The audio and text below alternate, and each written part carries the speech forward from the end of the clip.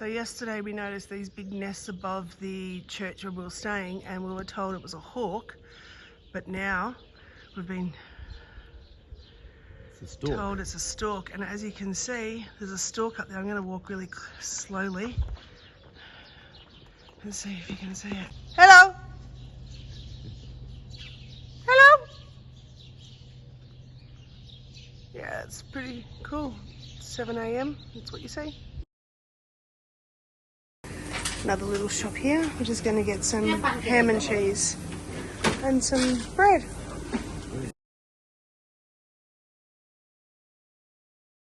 Okay, we are here tonight. We've just finished our pilgrim meal, which was delicious, and I am here live with Steve, who is from Denver, but was born in Manchester, England. Tell us, have you done the Camino before? I have. I did it last year. I did the same Camino Francés that we're doing right now last year, and it was the most amazing experience of my life. And is that what drew you back again? Absolutely. And where did you start this time? In Saint-Jean-Pied-de-Port in France, and walked across the Pyrenees into Spain. And where are you walking to? I'm walking, so initially I'm walking to Santiago de Compostela, and then I'm going to take a bus or a train to Lisbon, and then I'm going to do the Portuguese coastal Camino back to Santiago again. How many kilometres is that second part from Lisbon? In kilometres I don't know. The total Camino is 912 miles. 1,600 maybe. Yeah, that's a long way. Yeah. Tell us, what have you enjoyed the most about the Camino? Always the same, the people. You meet the most amazing people. I love the country, I love the scenery, I love everywhere we stay, I love the food, but the best thing about the Camino is the people. Yeah, nice one. And tell me, if anyone was to say to you, Steve, tell me I want to do the Camino, what's your top tip? What would you say? My number one tip would be choose your shoes very carefully, and whatever size shoe you take, buy a size bigger, because your feet will swell and you will get the world's most horrendous blisters. And compared to last year, this year I bought a size bigger shoe, and my feet have been so much better. And your feet on the Camino are everything. Yeah. Great. Any last wise words? Just talk to everybody you meet. Yeah. No matter what. Anytime you sit down to dinner, don't have dinner alone. If you walk by somebody on the Camino, say hello to them. If you have coffee, sit at the same table and just meet as many people as possible, because they all have an incredible story, and this is all about the people. And you're actually here on your own, aren't you? Now I'm with you. Yeah, that's right. But you started solo, but you finished. I started solo, and I've been here for 15 days, and I probably have. I have a word for people that I meet on the Camino, my friends, which is Camigos, and I've probably met 50 new Camigos in the last 14 days. Oh, that's excellent. Well, enjoy the rest of your trip and stay safe. Thank you. It's great to meet you. Good morning. It is 7:48, Tuesday the 13th of August, and we're at day 15. Shane, good morning. We're at day 15, good morning to all Holland subscribers. So last night we stayed at Boadilla, a really, really nice place. They've got a albergue and a hotel, and if you're ever going to stop there, you should stay. It's called El Camino, so E-N-E-L Camino. I think it's actually the only place you can stay in town, to be honest. They have a pilgrim dinner, which was 14 euros, so about 20 bucks, I guess. And we had a soup. There was a leek soup and a lentil soup that we had on the table to eat. Then we got to choose a fish, beef or chicken meal. I had chicken, it was delicious. How was your beef? I had beef, delicious. It was maybe like beef cheek or slow cooked. Yeah, it was definitely slow cooked. It was so nice. Yes, it was a beef stew, chicken roasted quarter, or a piece of battered hoki fish. Yeah, and then we had salad with that. Then we had bread, of course, with that. Wine. We had wine with that. We had water. And then for dessert we had a Ice cream covered in chocolate. We think it was Street's brand because it looked like the same logo. Paul's or Street's? Oh, Peter's. Yeah. I think it was the Peter's brand. It was actually very similar to like a choc wedge. So a really, really nice night. And there was probably, I don't know, 15, 20 people around the table. So it's kind of nice. We met a nice guy last night called Steve, and I'm going to put his interview up next because last night I wanted to get my video done because yesterday the internet wasn't so good, but last night it seemed to work much, much better, which is good. Today we are walking to Corridon de Condes, which I think is only going to be about 25 k's maybe. And then tomorrow we're going to walk to Chagon, which is about 38 k's. However, we're going to see how we feel when we get to Carry-On. We haven't booked any accommodation, so we might, keep walking, which will be another 15 to 17 k's. Today's supposed to be about 25 degrees, supposed to have 40% chance of rain, so we're just going to really play it by ear, yeah? Yes. But yeah, there's a couple of cool days coming up. The coolest we've had since we started, so yeah, it'll be a good time to make some K's. But you can see that sun over there. It's bright already. It's not hot. The breeze is beautiful.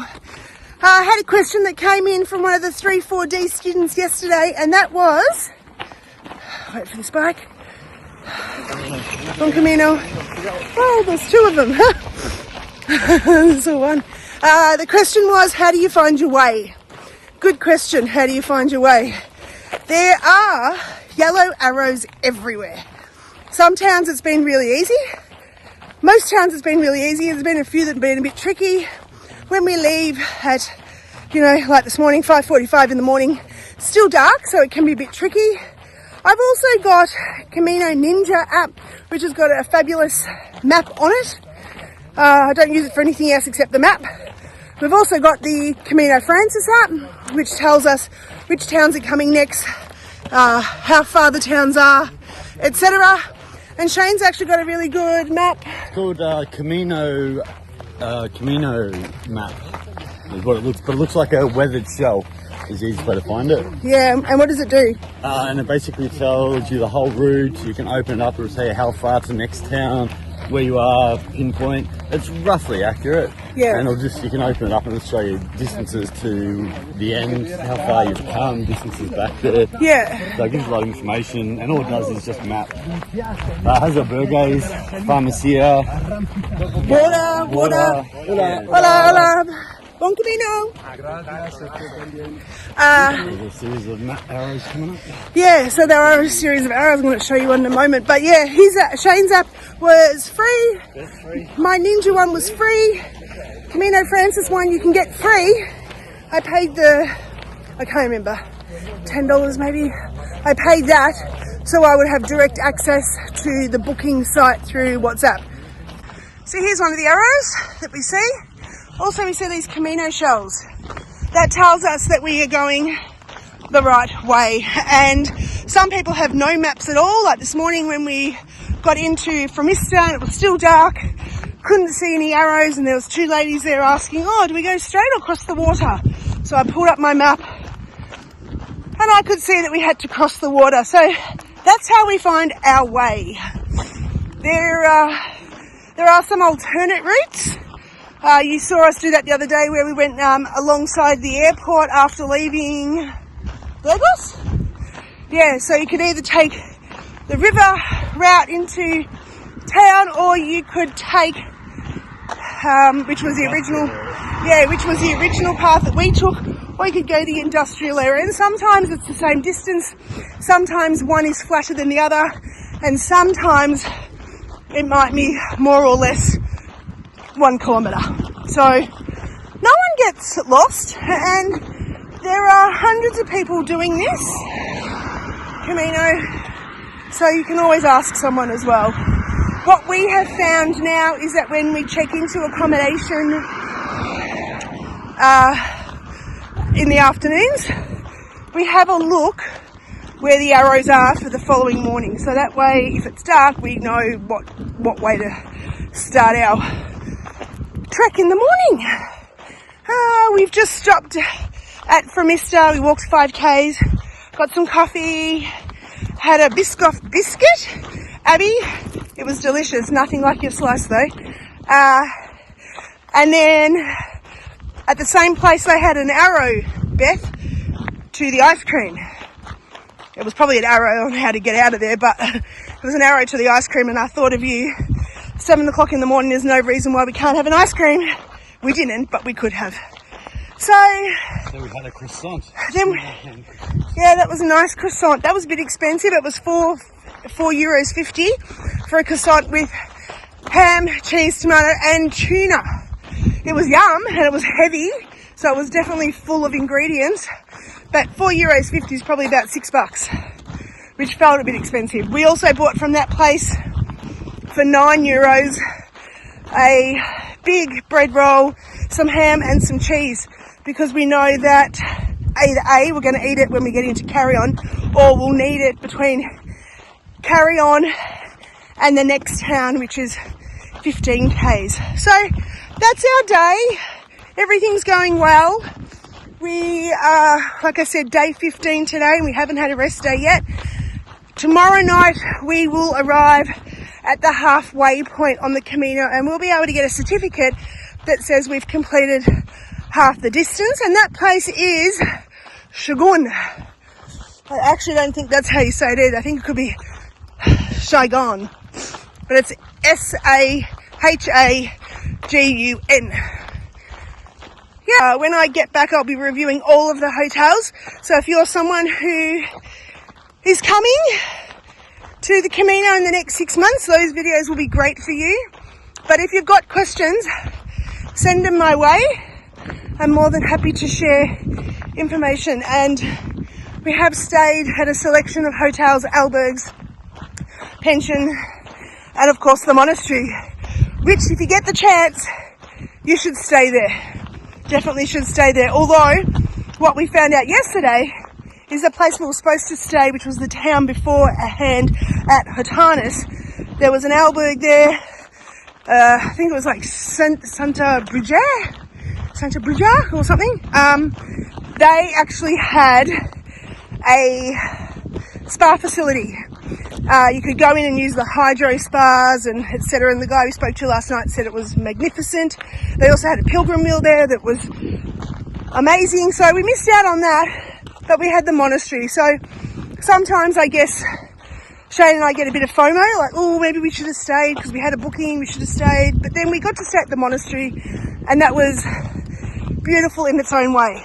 So it's hard to know sometimes, but good recommendations for other people.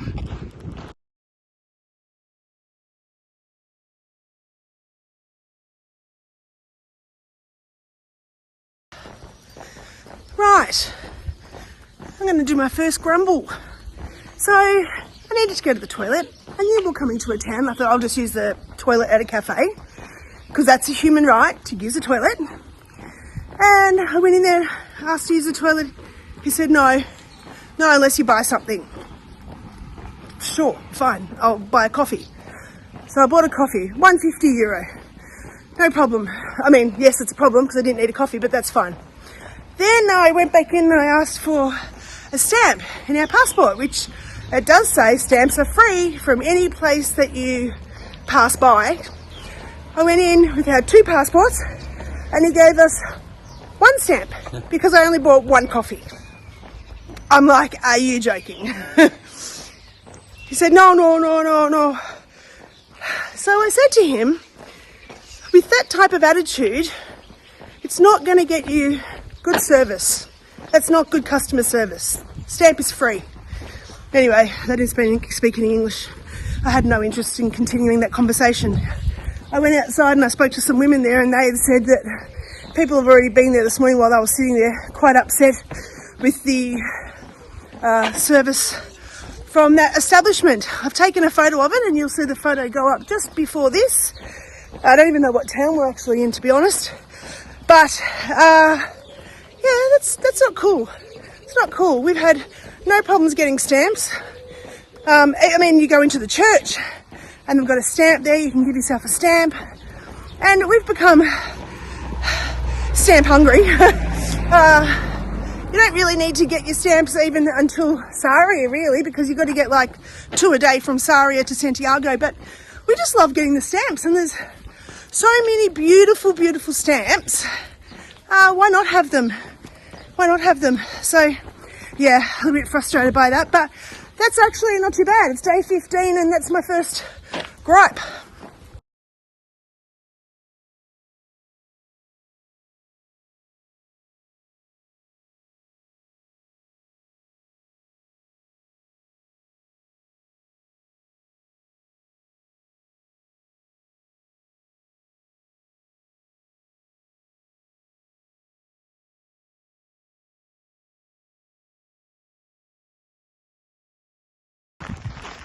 So we've got about 2.5 k's to go. Doing well. Tell me, I'm after some suggestions for games to play while you're walking. So imagine if you're driving in the car with mum or dad or anyone, and you go on a long drive. What games do you play in the car? Not I Spy. And we've already done the game where I say a word like apple, and then you've got to say a word that starts with the last letter, such as elephant, and the next word would be toe, and the next word could be eclipse, etc. So do you have any other games? We think we've got another 100 hours of walking. Anything will be much appreciated at this stage. Look at the rows of sunflowers, all straight in a row. No sun at the moment, it's very overcast, which is perfect for walking, but that's why none of the sunflowers have got their heads up looking at the sun, because there is no sun, which is perfect. We are very close to town now, 2 kilometres. We'll stop and have a break, reassess, have a drink, maybe have our nice roll.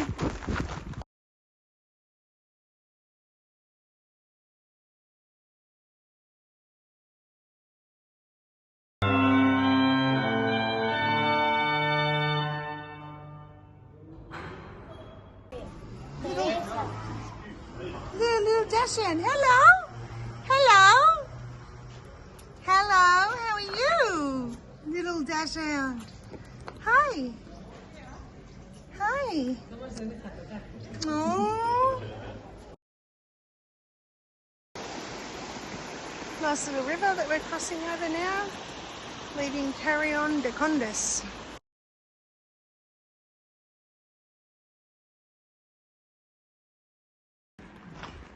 So we're currently walking another 15 k's to our next destination. And we're just commenting that the ground here at the moment, you can see that, it's actually really nice under the foot. Hardly any stones, and it's like a soft sand. Not too soft like you're walking at the beach, but soft enough there's no real pressure on the bottom of your feet.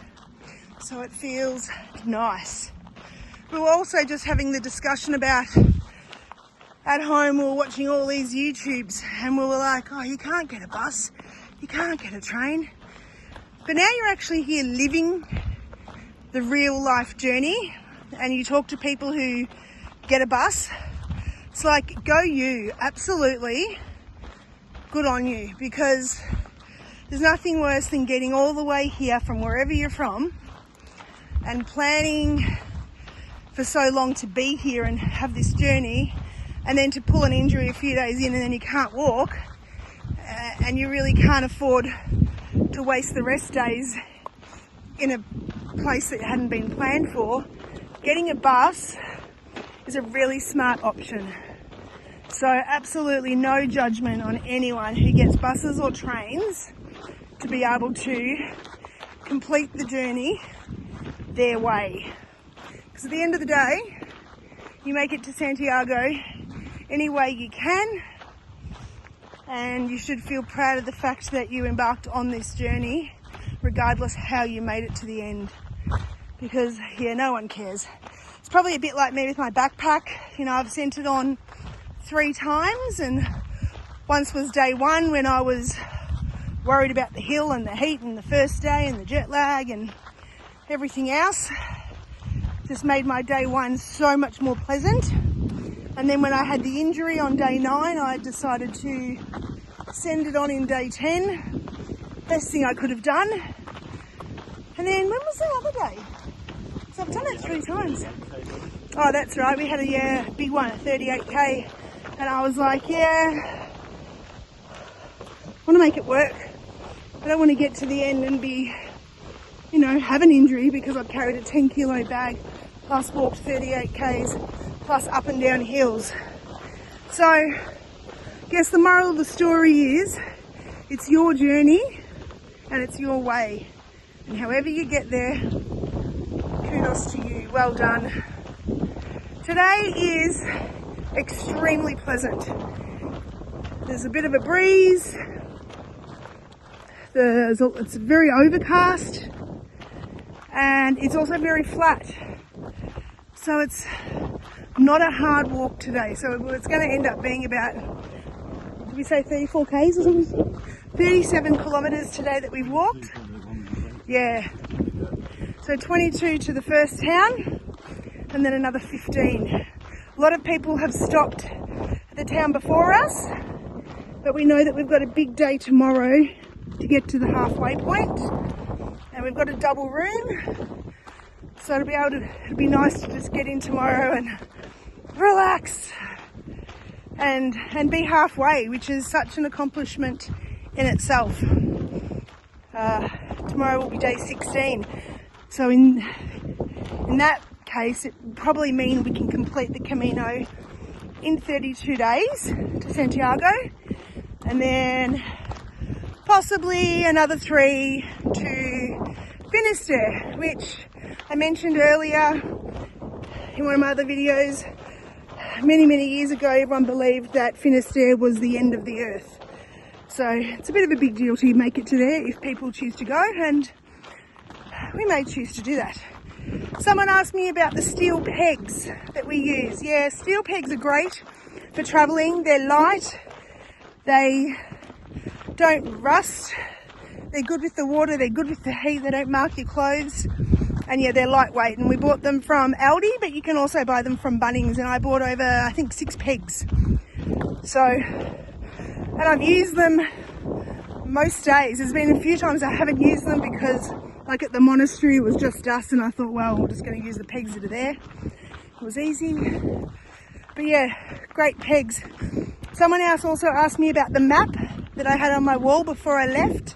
I found that on Facebook, sent the picture to my email, and then I took screenshots, 6 screenshots or 7 screenshots, and printed off 7 sheets and stuck them together. And that's a good way for my family at home to be able to monitor my progress and just see where I'm at.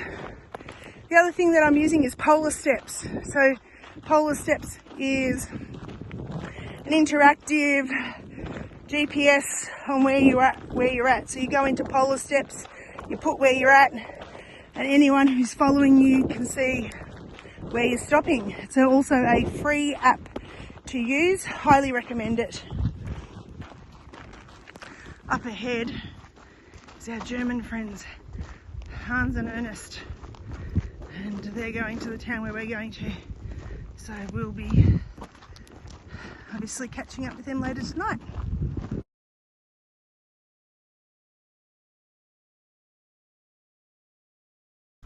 So again, some more arrows on Camino, some more arrows, and you see one over there as well, that lead the way.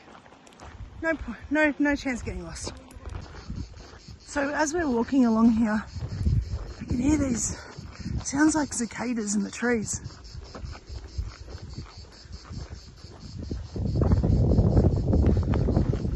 No idea what they are, because we can't see them, we can just hear them. They seem to be all on the left side as well. I'm not sure, I thought they were in the grass originally, but they're definitely in the trees. So we know along this path it's 17 k's with nothing. However, there is now a coffee bar. What it says in the guidebook is that there is the coffee bar. They just can't guarantee that it's going to be open. what Shane has told me is that the coffee bar has now created like a permanent fixture there. So it's a good indicator that we're halfway, but it's also going to be nice because I think I've got a rock in my shoe, which I don't get very often. Probably once every few days I'll actually get a rock in my shoe. So it'd be nice to take my shoe off and get the rock out. This is pretty cool. It's like, oh no, I was going to say it's a bit like shipping containers, but it's not really. Hot dog. Let's see what's over here. Oh, how nice. Hola. Hello. Hello. Hello. Hello. Oh, hello. How are you? So this is the coffee bar on the Camino. Excellent.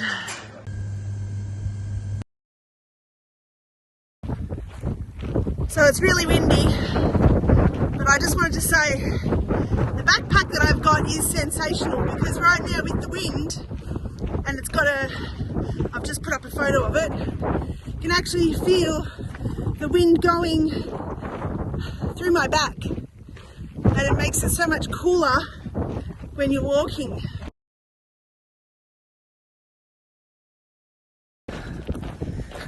This is the face of 10 hours of walking. We've just hit just over 40 k's today. We've been seeing the signs on the side of the road that said 6 k's to Alberg, 4 k's to Alberg. Finally seen 2 k's to the Alberg. Feeling really thankful about that. This is our biggest day ever. By the time we get there, it'll probably be about 10.5 hours walking. Yeah, we stopped for a quick coffee at 7 a.m. We stopped for a quick cold drink at 12 o'clock at Carras de la Condes. We stopped for 5 minutes to make a ham and cheese roll on the side of the road. And we stopped for a cold drink back there at that roadside cafe. This place has got a pool. It has been spitting probably for the last kilometre or so, on and off.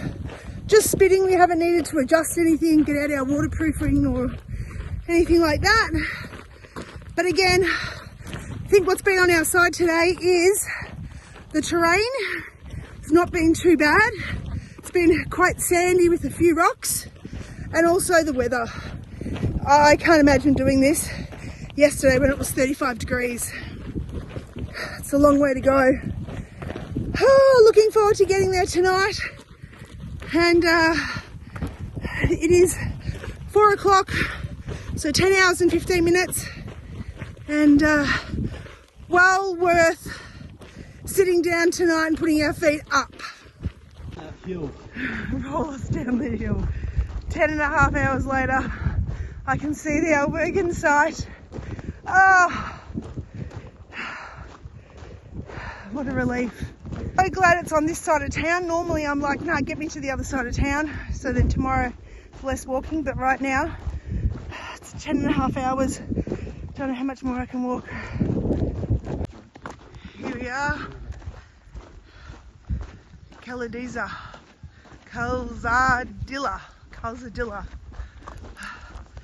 Here's our Alberg. It couldn't come any quicker.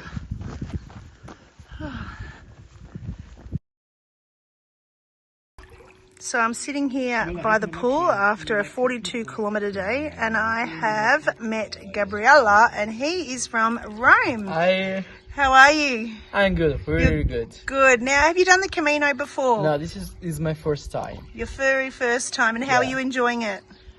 I'm really enjoying it. It's very, very beautiful to meet people all the way. I think that's the most beautiful thing of the Camino. Yeah? Meeting new people. So that's the favourite thing? Yeah, Yep. I think that. Yeah. And what inspired you to do the Camino? Nothing particular, just wanted to break my normal activities during my course of studies. Yep. Nothing special, just to break. And did you start at St. John Paul?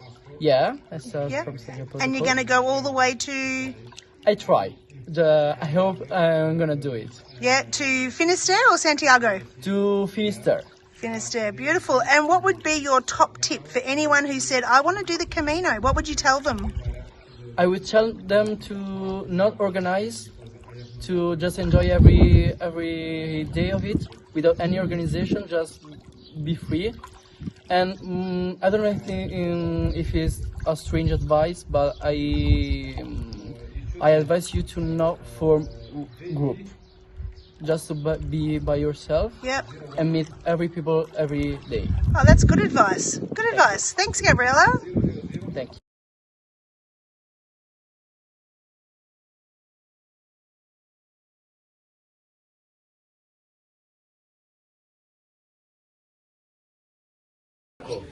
That's crazy. I would have never. Just sitting here and there's all these pilgrims. Everyone's just speaking their own language. Yeah, you know, a friend of mine, you know, he was really into it. He tried to rip off. Okay, I'm here with Martin from Ireland. Martin, how you going? I'm deadly. How are you? I'm good. How are you enjoying the Camino? The Camino is fabulous, right? But it's a bit hot because I'm from Ireland, so you know yourself, like we're cold, it's hot air. What's been your favourite part so far? My favourite part so far was seeing a snake on the Camino and getting scared. But having said that, like St. Patrick banned all the snakes from Ireland, so at least you have that. Oh wow, you saw a snake. Yeah. Was it big or small? It was small enough, but like it was still very Scary, scary. oh, Very scary. Yeah, we have snakes in Australia. They're scary too. I know there were snakes in Australia, and that's why I'm not there. Most of my country is there at the minute, but like I'm not there solely because of snakes. Martin, tell me, if someone said to you, I want to do the Camino, what would be your top tip for them? Proper footwear. Of course, because you got some blisters after day one, didn't you? Yeah, I got some mad blisters. To be fair, I was on a recruit camp, so I had the blisters before. Okay, well, nice to chat to you, Martin. Take care. Nice to chat to you too, Helen. We are walking back to the Alberg. We've had dinner.